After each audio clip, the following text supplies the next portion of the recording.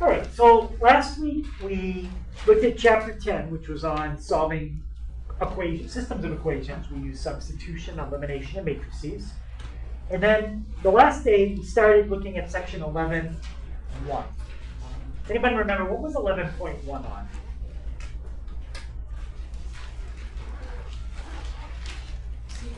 Sequences. Okay, so a sequence is just a list of numbers that has a formula for finding them.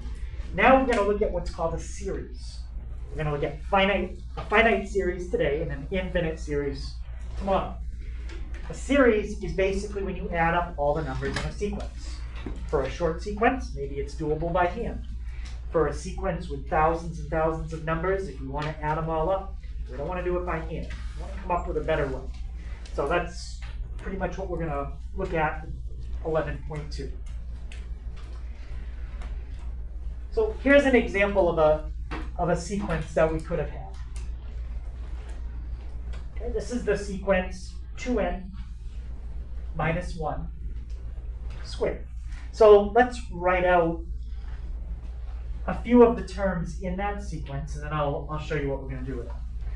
So let's make a table of the term, which is n, and then, actually no, that's the position, sorry.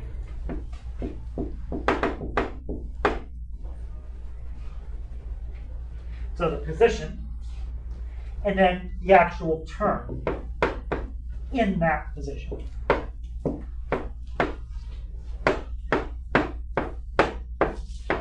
I'll just do the first four. So if you plug in 1 for n, Sean, what do you get? Just one answer? What do we have to answer? Yeah, what do you get when you plug in 1 for n? 1. Brianna, how about when you plug in 2 for n? 9. Yeah, you get 9. And Lindsay, if you plug in 3 for n?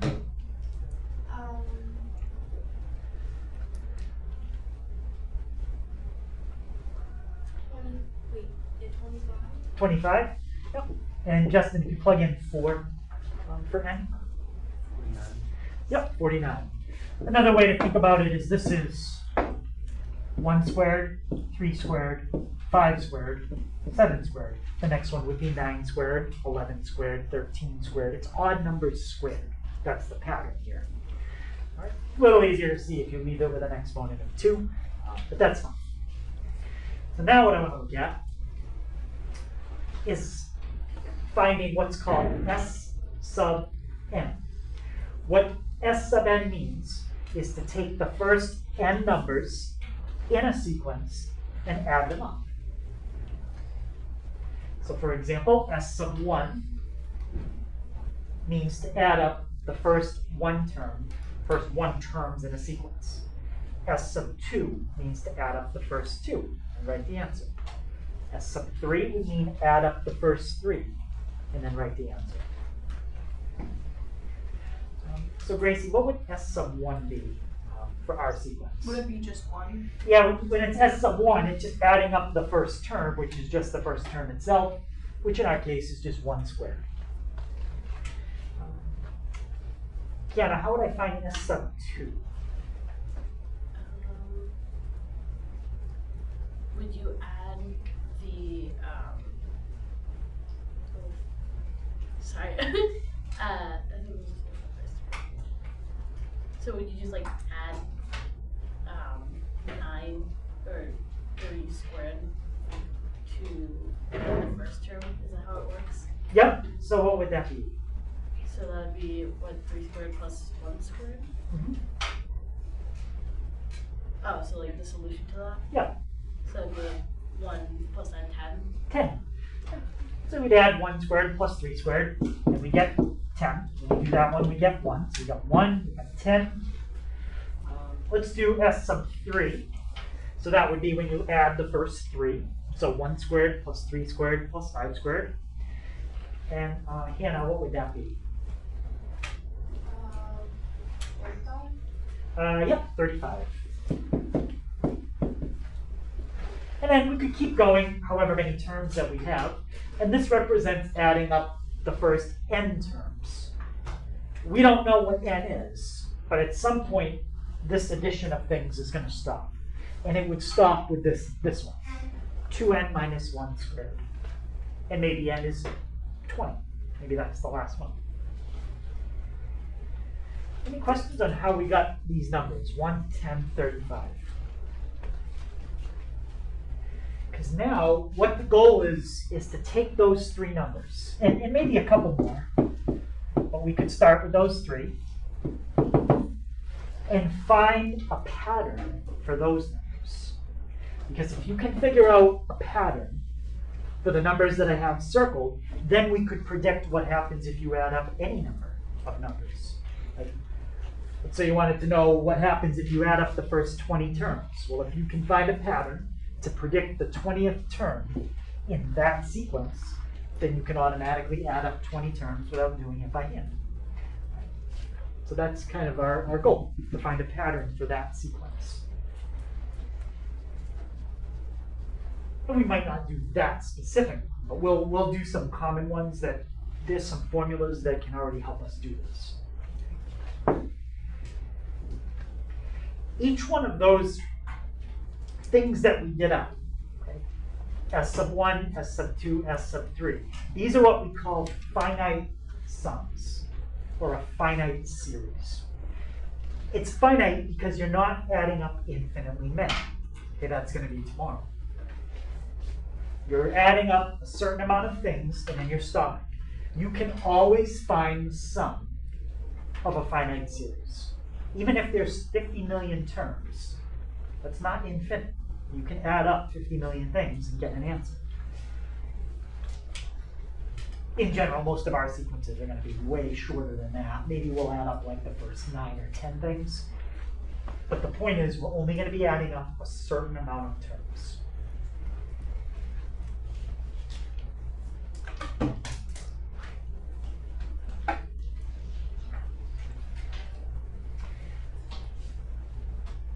All right, so now I don't want to look at a specific example with numbers. I just kind of want to think about it in general. Let's pretend that we had a sequence A sub n. And the first term is A sub 1. The next term is A sub 2. The next one is A sub 3, and so on.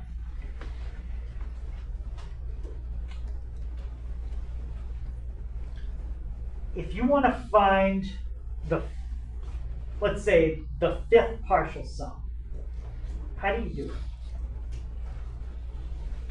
If you want to find the, like, S sub 5,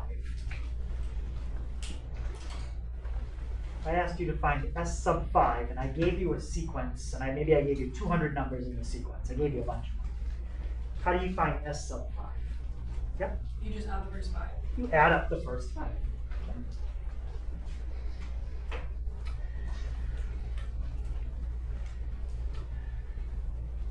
If you wanted to find what's called the third partial sum, you add up the first 3. If you want to find the 20th partial sum, you add up the first 20. The 10th partial sum, add up the first 10. And then what you can do with those partial sums is create a new sequence. In our case, we had the numbers 1, 10, 35. Each one of those numbers represents the sum of something. And we can put them in a list and make a new sequence. The important thing to understand is just how each one of these is found. S sub 1 is just your first term. S sub 2 is the sum of the first 2 terms. S sub 3, sum of the first 3.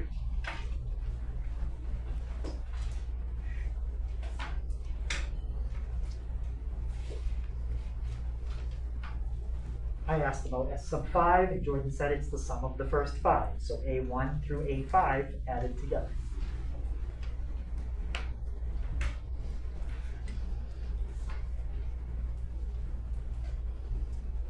And then if you wanted to find the nth partial sum, well, in that case, we don't really know where it ends. We know it ends somewhere, so we just represent the last one as A sub n.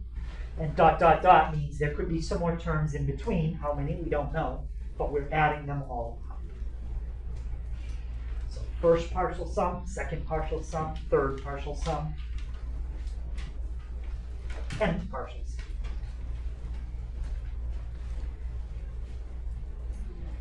Okay, so any questions on the idea of what a partial sum is?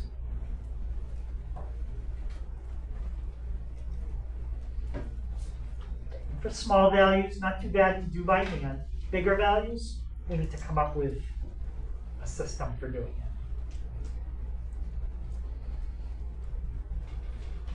it.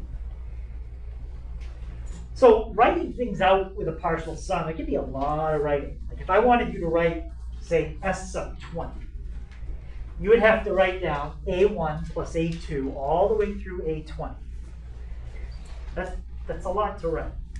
So instead of writing out a partial sum that way, which is called expanded notation, I'm going to show you a more compact way of writing it called sigma notation. Sigma notation is purely just that. It's only a notation. It doesn't actually give you a quick way of doing anything. It gives you a quick way of writing what you want to do. That's all it is. It's a fast way of writing down a calculation you want to do. If you actually want to go ahead and do the calculation, well, we need to talk about that.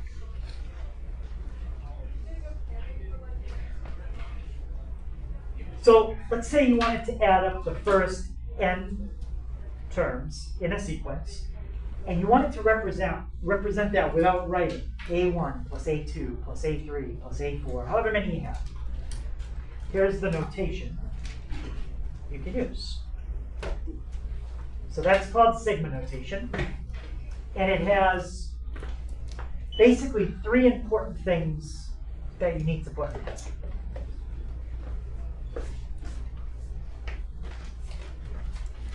All set? Yeah. Okay.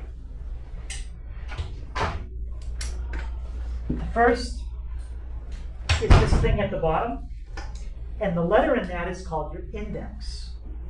And the number tells you where you're going to start. So this is called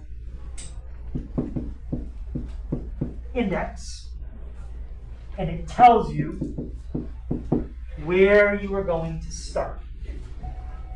And what do I mean by start? When you're adding up a bunch of items in a sequence, which one do you want to start with? In this case, we're going to start with the first one. This tells you what you're going to end with. So if I said add up the first 15 terms, this end would be a 15. This is the end. And a sub k is a formula for generating the terms that you're adding up.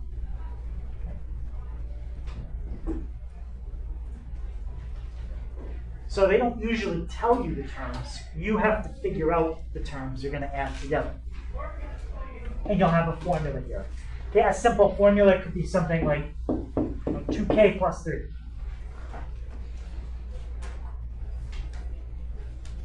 So let's, I'll just show you actually, I'll do that one up. I'm not going to add a lot of terms, I'll just do a couple.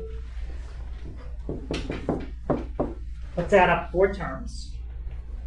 So we're going to start at 1. We're going to end at 4.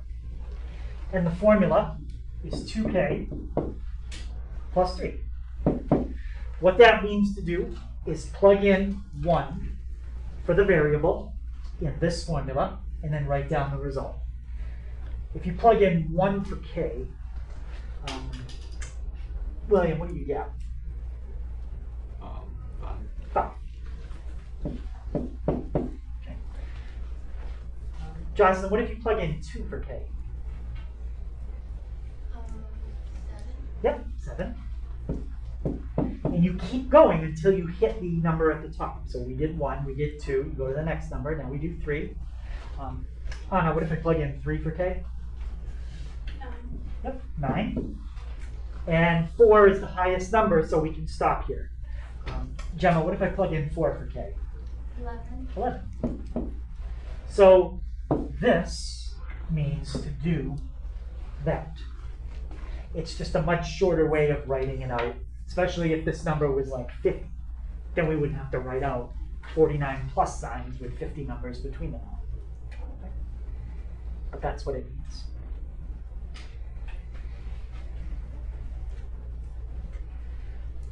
And it's pronounced the sum from k equals 1 to n of a sub k.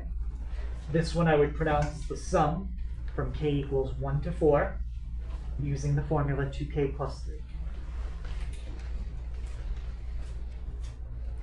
I already told you that k, or the variable you use here, is called the index. And it's just a variable that keeps track of what term you're on. I think I have another example down here. Take a look at.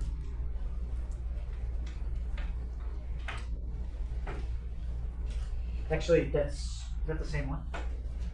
Yeah. Let's just make this a 4 so I can just write it. Just copy it down here. Because I want to show you something you can do with this. 5, 7, 9, 11.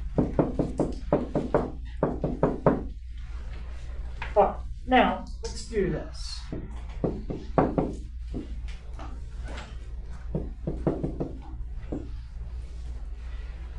How many items am I adding up in this one I'm about to do?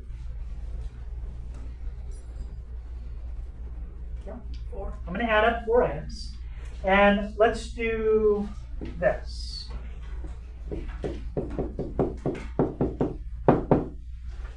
So we're going to start with 0, and we're going to plug in every number from 0 to 3. Okay, if I plug in 0 for k, what do I get? 5. 5, yep.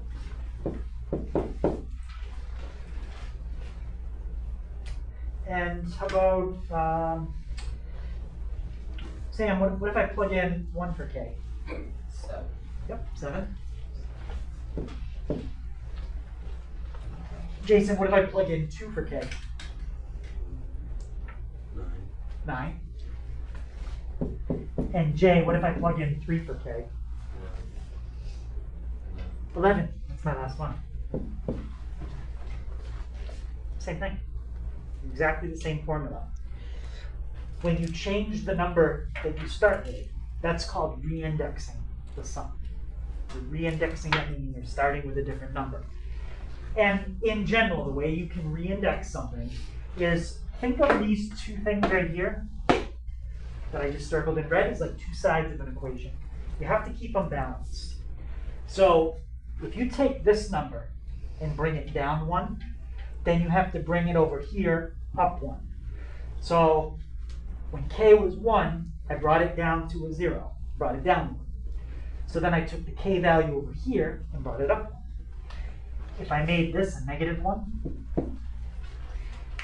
brought the k value down by 2, then I have to bring the k value up by 2 over here. If you did this out, made that a 2, you would get exactly the same thing that I got up above. Okay, plug -1 in and go through and do it. -1, 0, 1, and 2. Now, -1, that's not a normal value you start with. Most of the time, you're going to start with a 0 or a 1. If I can choose, I usually pick the 1. Any questions on that? Yeah. So the SN, like the SN would tell you how many numbers to add. Yeah, this tells you how many you're adding up. Okay. And this tells you what number to plug in to start with in your formula, what number to plug in to finish with in your formula, and then you go up by 1 till you get to that top number. Again, starting with -1, that's not very typical. But it would be, if you did that, that's what you would get.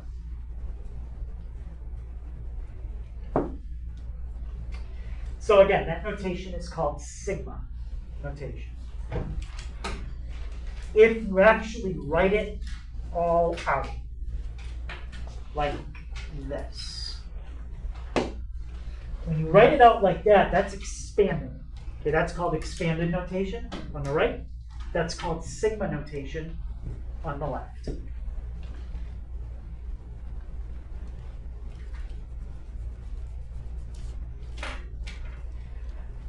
What we want is a faster way to do expanded notation. Right now, you've got a quick way to write what you want to do with sigma, but we don't have a quick way to actually do it.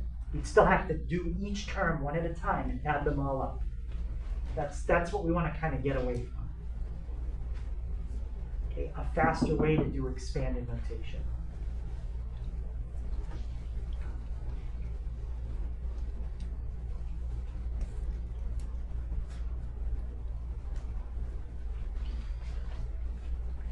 So we're going to look at some different properties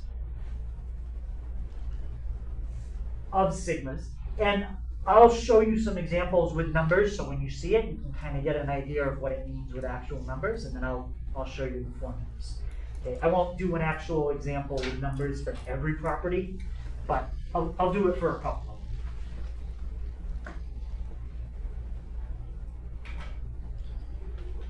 them. All right, so let's expand this sum out. When the stopping point is a variable, all you can do is really show the first few. And then eventually we're just going to put dot, dot, dot, and then we'll do the last one. So let's start by writing out the first, I'd say 3. Let's do the first 3. So Sebastian, if I plug in 1 for k here, what do I get? We'll start, just tell me what you get inside the parentheses. 5. So I'm just going to leave it as 5 squared. Plus, and let's do 2 more. Magdalena, what if you plug in 2 for k? What do you get? 7 squared. 7 squared. And Skylar, what if you plug in 3 for k? 9 squared. 9 squared. Okay, we get the idea of what's happening here. You've done the first 3. Now do plus. There could be a bunch more. And now, plug in the last one. So Lucia, what do I get if I plug in n for k? 2n plus 3 squared. Yep. That's my last one. If it was an actual number, I would do it. It's a variable, so I can't. But that's how you would expand it. If you show the first 4, that's fine. You can show more than 3, but I would say show a minimum of 3 before you do the dot, dot, dot. Any questions on that?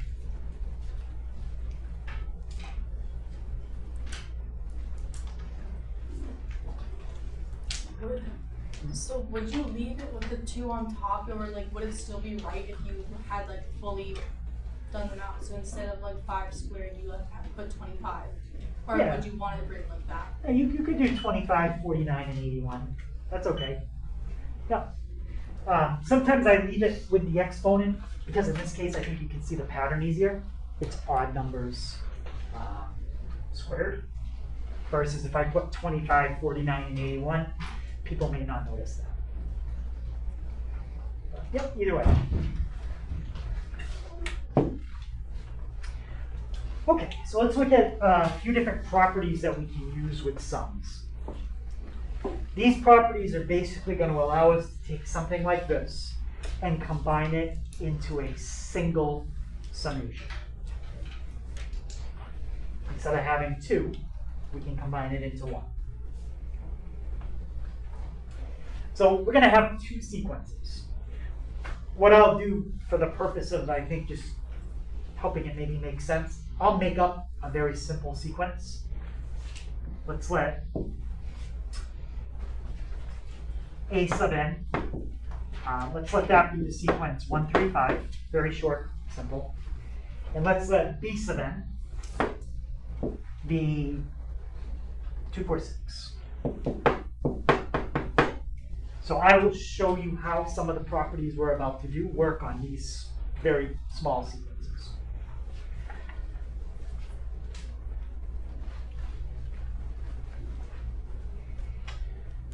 So, first property has to do with adding two sequences together. And you can do it two ways. You can either add the sequences together first, term by term. So add the first term to the first term, second term to the second term, and so on. And then add that result. Or you can add up all the numbers in the first sequence, write that down, add up all the numbers in the second sequence, and then add that result. So let me show you how it works each way.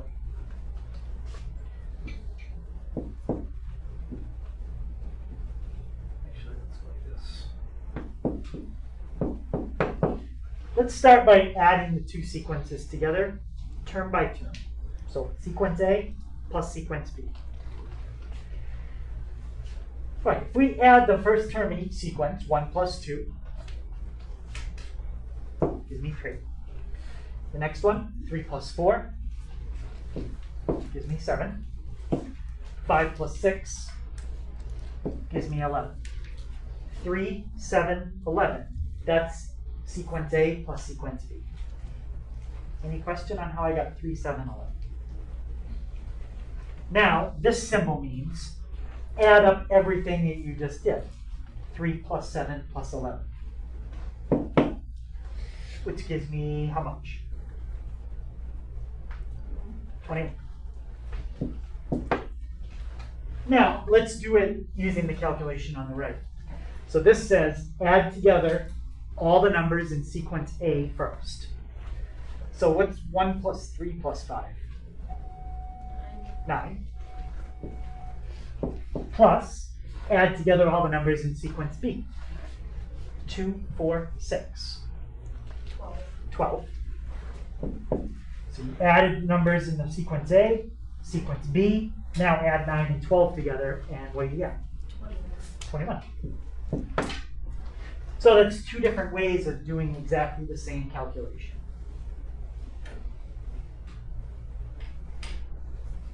Any question on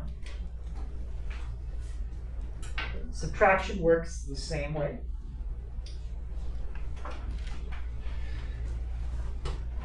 One thing I should point out that I didn't up here, your indices have to be the same. So if you want to subtract two different sequences, that's fine. But you have to make sure they both start the same number and stop at the same number. 1 to n, 1 to n, 1 to n. Good, they're all the same. Okay, they have to be. Okay, and I'm not going to do this one with the actual numbers above, but you could try it. If you want to subtract sequence B from sequence A, do A minus B for each term, and then write down all those answers, and then add them up. Or, add up all the numbers in sequence A, you get 9. Sequence B, you get 12, and do 9 minus 12. You'll get the same thing.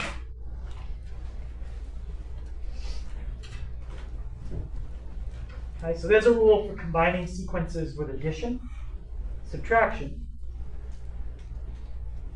And the last rule has to do when you have a constant. You want to multiply every number in a sequence by a constant and then add up the result. Let's do this one with numbers. So sequence A is 1, 3, 5.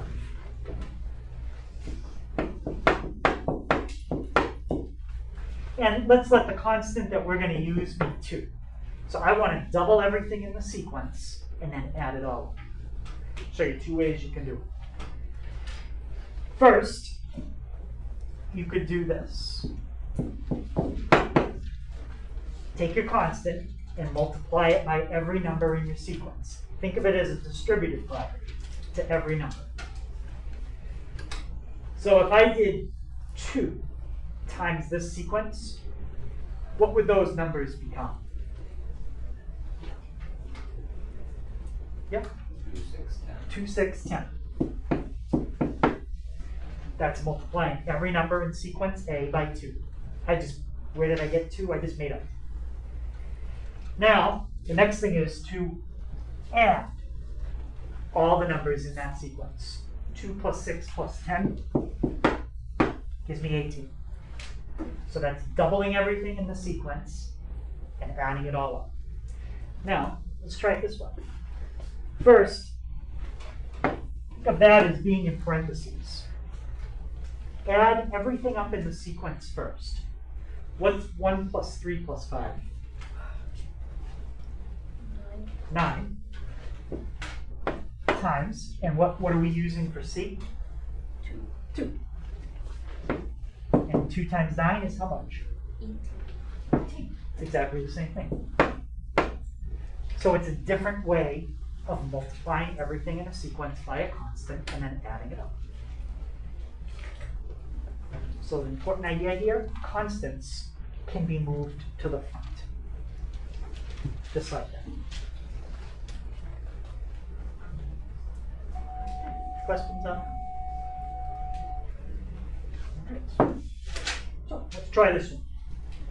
We're going to do some where we split it, and then we're going to do some where we combine it. This is a combine.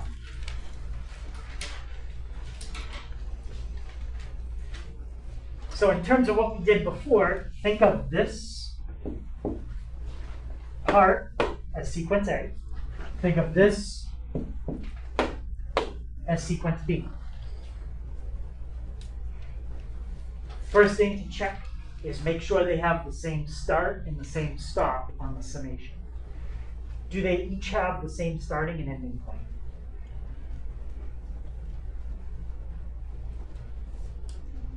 Yeah, they start at 1, they stop at n. Now I know my sigma is getting kind of messy here. If I want to draw it properly,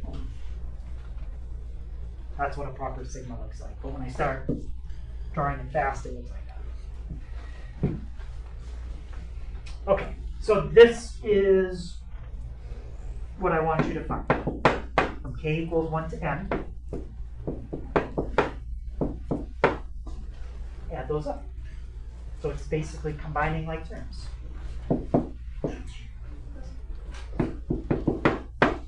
Okay, so if we add them together, what would be my squared term?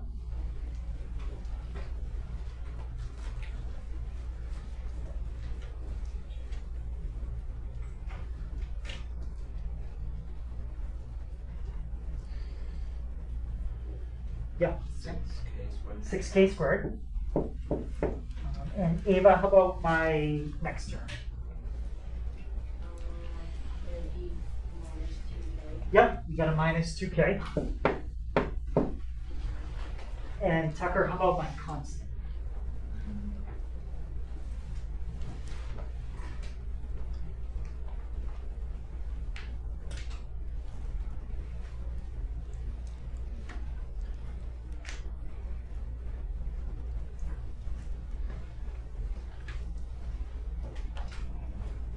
Okay, what's my constant in sequence A? I'm just trying to like break stuff down, kind of break it down. Oh, okay. Yeah. Yep. Yep. So how'd you get that? What was the constant in sequence A? Yep. And what was the constant in sequence B? And then when you add them together, you said you got how much? 3.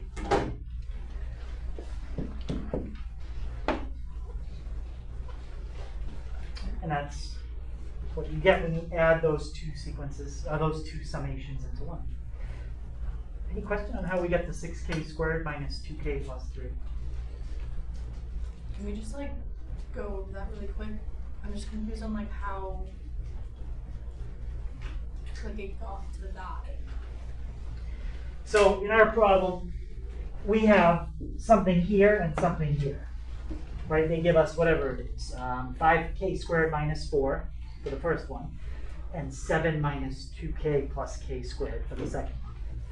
So what we're going to do is we're going to take and use rule 1 to take this sequence and combine them into a single summation. So instead of 2 sigmas, when we're done, we only want to have 1.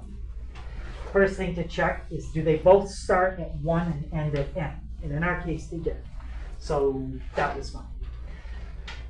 To combine them into 1, you take a sub k, b sub k, and add them together. So in our case, this is a sub k, this is b sub k, and we're going to add them together. So then it just becomes really combining like terms. And the 1 to n stays exactly the same. This 1 and this n come from the original problem. And the 6k squared minus 2k plus 3 comes from adding the two sequences a and b together into 1. Any questions on that? All right, so again, gives you a compact way of writing things, but now if I said to you, okay, n is 100, and I wanted you to do this out, you'd have to plug in every number from 1 to 100, one at a time for k, write the answer down, and then add them all up. We need a better way, okay, to do that. So here's one that's not too bad. You could do it. And can anybody tell me what's happening here? Like if you wanted to describe to somebody in the simplest terms that you could, what this is saying to do. I mean, I could read it very properly and say it's the summation from k equals 1 to 10 of k. But for somebody that doesn't understand that, I just didn't tell them anything. They still don't understand it. What does it really mean to do in simple words? Yep. Well, you're going to plug in every single value of k from 1 to 10 into the formula given, which is just k here, and then you're adding up all the values that you get from that. Yeah, so essentially you're just adding up the first 10 integers. First 10 positive integers. 1 plus 2 plus 3 plus 4 plus 5 plus 6 plus 7, 8, 9, 10. You're adding them all up. So let's see if we can find a pattern. So let's look at some partial sums and see what we get. Okay, we will do it by hand for now, just to see if we notice a pattern. And then I'm going to show you how to use the graphing calculator to get a formula for that pattern. Now, the graphing calculator cannot get a formula for every pattern. It depends if it's a polynomial or not. If your pattern is a polynomial, then yes, the graphing calculator can generally give you the pattern. If it's not, then it can't. So here's our formula. Adding up all the numbers from 1 to n, plugging them into k, and let's write them off. Might help if we just write out the first few terms in the sequence.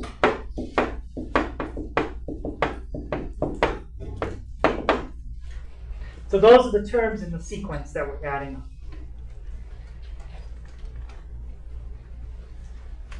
So Leilani, if I add up the first 1 terms in that sequence, what do I get? Just 1. If you add up the first 1 terms, it's just the first term. Okay, 1. What if we add up the first, bless you. Thank you. What if you add up the first 2 terms? What do you get? Yeah? 3. Okay, how about the first 3 terms? 6. Yep, 6. We're going to go up to, I think, the first 6 or 7 terms to maybe notice a pattern. First 4. 10. First 5. 15. 15. First 6. 21. And the first 7. 28. 28. Now, let's say I said I wanted to know the sum of the first 10. Well, you could do it this way, but I know that the sum of the first 10 is 55. And there's a way I did that in my head very quickly. I did this. That's how I added up the first 10 terms in my head. So let's see where this comes from. Let's take those numbers in red and write them out horizontally. What was it? 1, 3, 6, 10, 21, 28? Yeah. Now, I'm going to show you a trick that you can use to figure out at least the highest exponent in your formula. And if, you might say, well, what good is that if it doesn't tell me the whole thing? Well, if you can at least find the highest exponent, then the calculator can figure it out from here. Okay. What I want to do is subtract two numbers that have all the pairs of numbers that are next to each other, the right one minus the left one. And watch what happens. What's 3 minus 1? 2. How about 6 minus 3? 3. And then the next one? That's 4. Next one? And then 5. 6. 7. Now do it again. The key here is to do this until you notice a row of constants. What's 3 minus 2? 1. 4 minus 3? 1. 1. They're all going to be 1. However many times you have to do this process before you get a row of numbers that doesn't change tells you the degree of the highest exponent. So how many times did we have to do this process before we get a row of constants? Twice. That means that the highest exponent in the formula that predicts these numbers is an exponent of 2. It's a quadratic. So this is a quadratic pattern. So now what we can do is go to the calculator and tell the calculator to find a quadratic pattern for a set of numbers. So you press Stat, go to Edit, and you type in the numbers exactly the way you see them here. We use L1 and L2. I think we've done this before. You don't even have to type them all in. If you type in the first 4 or 5, that's plenty. So type in the first 5 on the left, type in the first 5 on the right. And what did we say the highest exponent was going to be in the pattern that predicts the numbers in red? A 2. So after you put your numbers in, press Stat, and you're going to calculate something. What do you think we could calculate there that has something to do with an equation that has an exponent of 2 as the highest exponent?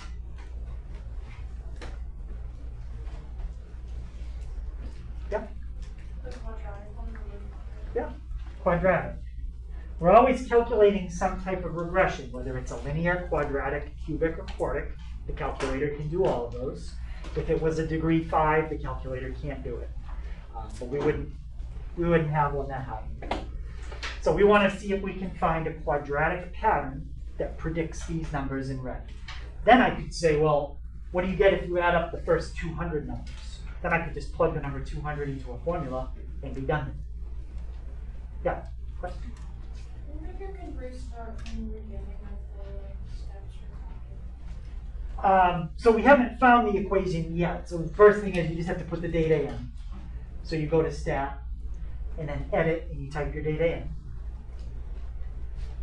And just put it in, you should use L1 and L2. And then once you have your data in, you go to Stat, Calculate. And this particular problem, we're calculating a quadratic pattern because of the trick I showed you with the subtraction.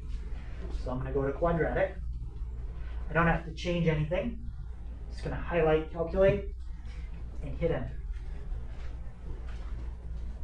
And the calculator tells me the formula.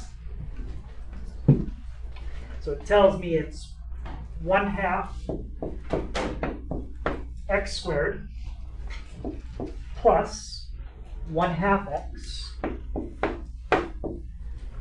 And the constant is 0, so I don't need the constant in this formula. What can you factor out of that? Yeah? Where did the 1/2 come from? The calculator told me it. Well, it did told me 0.5. I just wrote it as 1/2. Oh. But yeah, the calculator gave me the A and the B automatically by doing this quadratic regression. So what can you factor out of each of those? Yeah. 1/2. You can. How about even more? X. Yep. And if you factor that out, what does that leave you with?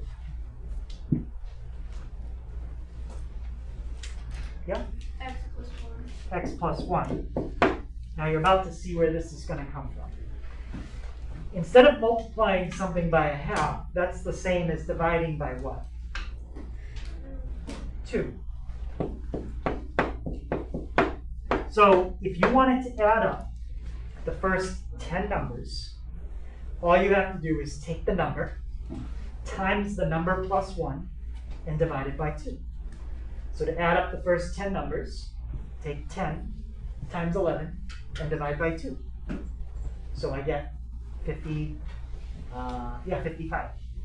If I wanted to add up the first 30 numbers, 1 plus 2 plus 3 plus 4, all the way up to plus 30, I would do 30 times 31 and then divide by 2. That's the formula. Yep. So do you have to like write out the data and do the subtraction thing, do the whole calculator thing every time? If it's a pattern you've never seen before and it's brand new, yes. If it's a pattern that you recognize from the list I'm about to give you, then no. And most of the time, the pattern is going to be something you've already seen before. What if we had, let's take something even simpler. So that's adding up numbers like this. Adding up the first n integers, however many you want to add up. But let's say instead of adding up the first n integers, let's just say you add up a single integer over and over, like this.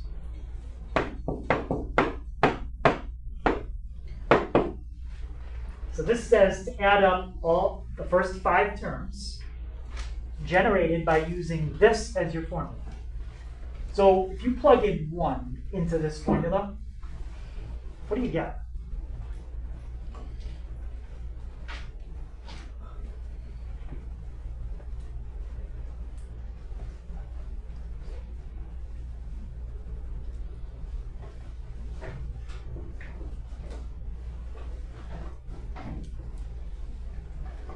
So everywhere you see a k in that formula, change it to a 1, simplify, and tell me what's left. Just say it's 3. How about if you plug in 2 into that formula? What do you get? Yep. It's just 3. Just 3. If you plug in 3 into this formula, you get 3. If you plug in 4, 3. and if you plug in 5, 3. 3. So this is a formula where you're adding up a constant over and over. You're adding up the number 3 that many times. So what's a shorter way to add up the same number over and over? Yeah? Multiply. Multiply. If you have to add up a constant that many times, then you just have to multiply that number times that number, and it'll automatically add it all up. So that's another formula. So I'm going to write this one down, and then I'm going to write down the one we did up here. So these are some common formulas that can change something in sigma notation to an answer that we're looking for. Okay, so here's the first one. Adding up a constant over and over. To add up the same number this many times, just multiply your number times your constant.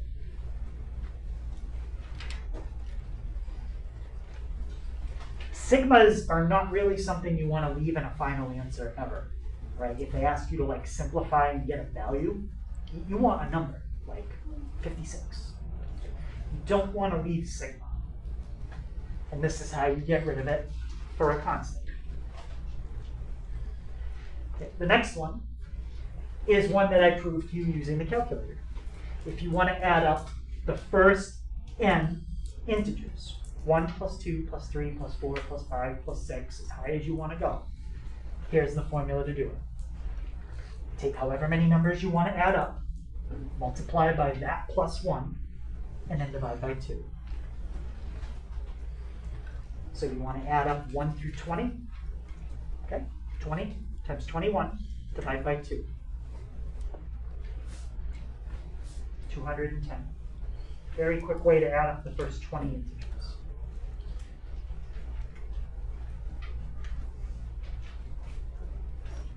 And here's a formula for adding up perfect squares, the first n of them. 1 squared plus 2 squared plus 3 squared plus 4 squared plus 5 squared, as high as you want to go. If you want to add 1 squared through 12 squared, add up all the squares, you do 12 times 12 plus 1 times 2 times 12 plus 1 divided by 6. And if you FOILed out everything that's in the numerator, what would your highest exponent be?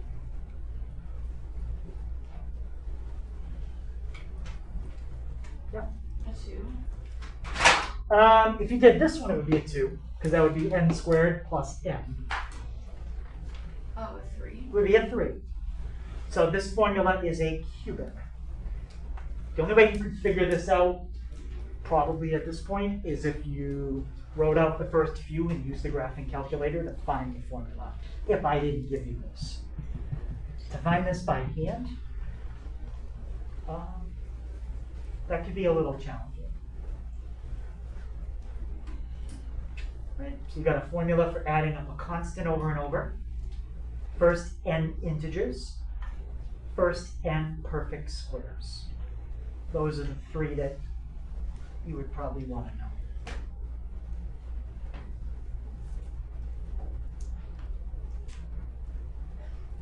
All right, let's try an example. So I'm going to give you a problem that has sigma in it, and when we're done, I don't want to have sigma. So I want to simplify that. So the way we simplify it is we want to go back and see if we see anything here that looks like this, this, or this.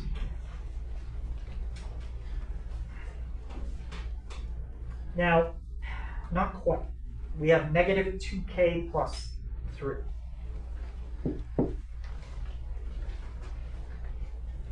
But think of this as sequence A, and think of this as sequence B. We can split that back apart, just like we combined them. We want to split it apart. And the way it's going to split is you're going to have 1 sigma here, another one here. They're both going to go from 1 to n.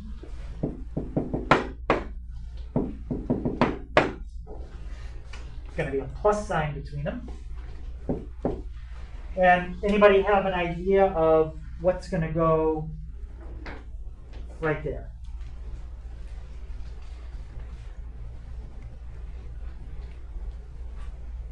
Yeah, Gracie? Just negative 2k. Yep. Negative 2k.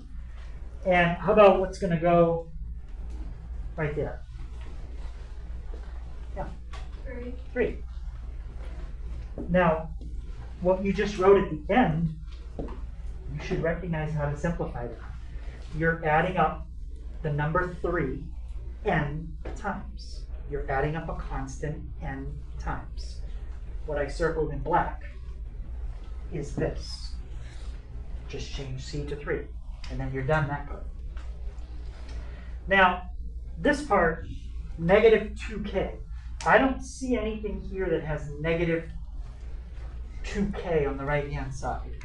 What's the closest thing that I have? Yep. K. This is the closest one I have. Well, if we look at that again, negative 2 is a constant. And we learned a property earlier that says you can take this constant and move it somewhere. Where did we learn you can move it to? Yep. The front. You can move it to the front. If you do that, you'll have sum from k equals 1 to n. Put the negative 2 in the front. Put the k after it. Now, you've got something that we can go look up the answer to on the other page. Plus the sum from k equals 1 to n of 3 And we can look up the answer to that. So now this is like substitution. Look at the other page. Change box 1 to what the formula says it is on the other page. And then change box 2. This -2 is going to stay right where it is for now. So, what's our formula we found on the other page for the sum of k equals 1 to n of k?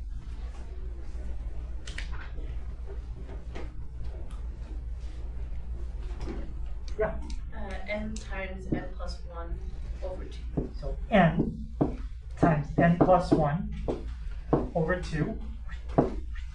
We can cancel those n's out. Cancel the 2's out, sorry. And what about this part at the end? The sum of k equals 1 to n of 3. Yep. 3n. So we eliminated the sigmas from the problem, which is what you want to do. You want to get rid of them. Now these are some like terms we need to combine and distribute out. So we're going to distribute the -n. So that's -n squared minus n plus 3n. And when I combine my like terms, what do I get? Yeah. -n squared plus 2n. Perfect. So now, if you want to add up the first 600 numbers in this formula, all you have to do is plug in 600 for n and get the answer, and you're done. You don't have to find each one of them and add them up by hand.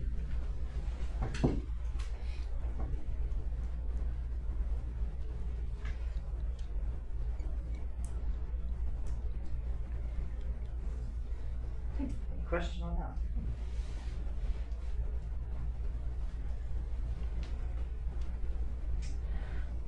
All right, so the last thing is, I think we're gonna skip that. A geometric sequence is when you have terms and you multiply by the same number over and over. Let's say I multiply by 3 each time. 2, 6, 18, 54, and so on. That's a geometric sequence. Well, if you want to add up all the terms in that sequence, there is a formula to do it. And the formula only depends on 2 things. What's the first term? And what do you multiply by to get from one term to the next? Now, if you add up the first 3 here, what do you get? I'm just doing it by hand.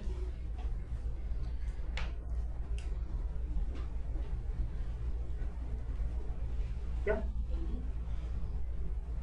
When you add up the first 3? Oh, the first 3? Yeah. Oh, 26. So 18 plus 8 is 26. Okay, so just keep that number in mind for a second. 26. That's by far the fastest way to add the first 3. You can just look at it and add them. But let's say I said add the first 300. Well, let me show you what you could do. Just watch this. How many do we add up? The first 3? Okay, so let's. What do we multiply by? Well, we multiply by 3 each time, right? Let's see. Let's see if that works. 1 minus r to the n over 1 minus r. Okay. Right? What's 3 cubed?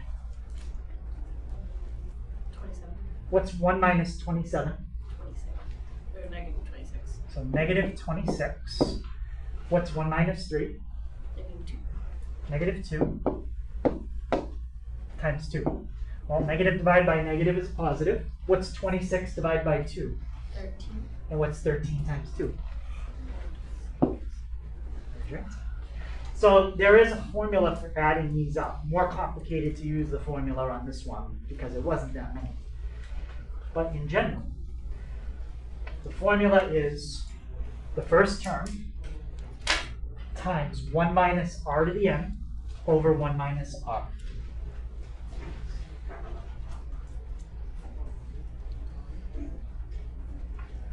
R is what you multiply by each time to get to the next term in the sequence. You have to figure that out. And n is how many terms do you want to add up.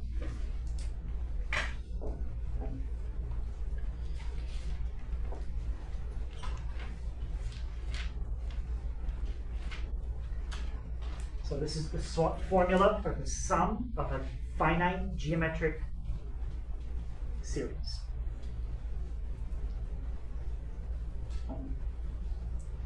Again, that would be a hard formula to figure out because this is not a polynomial. This has a variable up in the exponent, so using my subtraction trick in the graphing calculator, that's not going to work. It wouldn't work this time. There's a way to figure this formula out, but you just need to know that's the formula. So let's pretend that this pattern continued, and we wrote out the first 12 numbers in this pattern, and then we added them all up. I want to know what you would get. So, two things we have to find.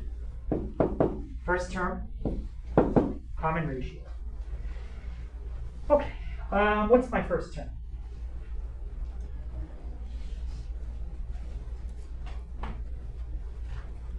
Yeah, 2. And what's the common ratio? Yep. 1/3. 1/3. Fill in 2 for a sub 1, and fill in 1/3 for r. And n is how many terms you're going to add up. How many are we adding up in this one? 12. So we're going to change n to 12. A sub 1 times 1 minus 1/3 to the 12th over 1 minus 1/3. That will add up the first 12 automatically. I usually break it down, so I'm going to do the numerator first.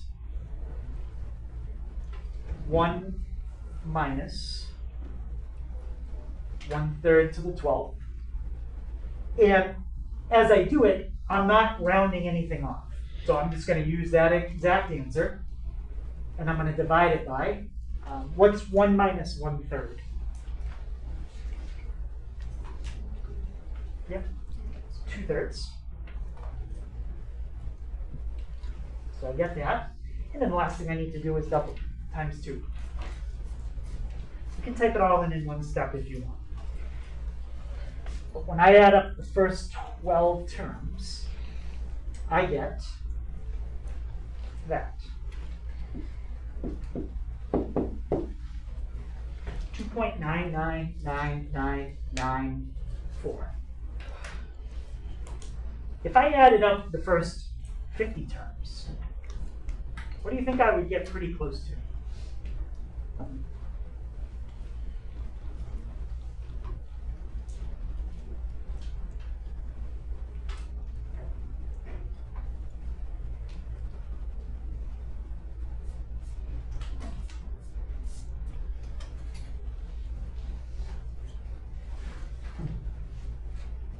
Have an idea? Yeah? Yeah. If I added up the first 1,000 terms, it would be 2.9, maybe 50 times, and then a number. If you look at your term, each time you're adding a term, it's 1/3 the size of the one before it. Eventually, if you keep multiplying by 1/3, what you're adding each time is getting smaller and smaller and smaller and smaller, and it's approaching 0. So eventually, it's so small what you're adding, it doesn't really make much of a difference anymore. So this is an example where you could add up infinitely many terms in this sequence, and it would approach the number 3. And this is how we figure out what an infinite sequence adds up to, just like what we did here. And usually you can tell pretty quick, just by adding up the first 12, you can already tell this is very close to 3. you could probably add up the first 4, and you could tell that it's like 2.99 already.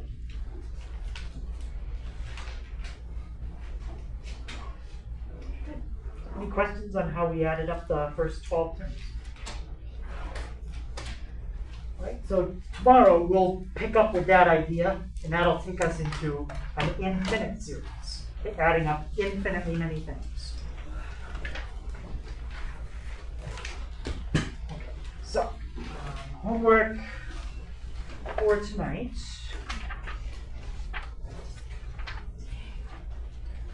It was 1 through 17, but we're skipping 3 questions. We're going to do 1 through 8. We're going to skip 9 and 10. To 11, we're going to skip 12, and then 13 to 17.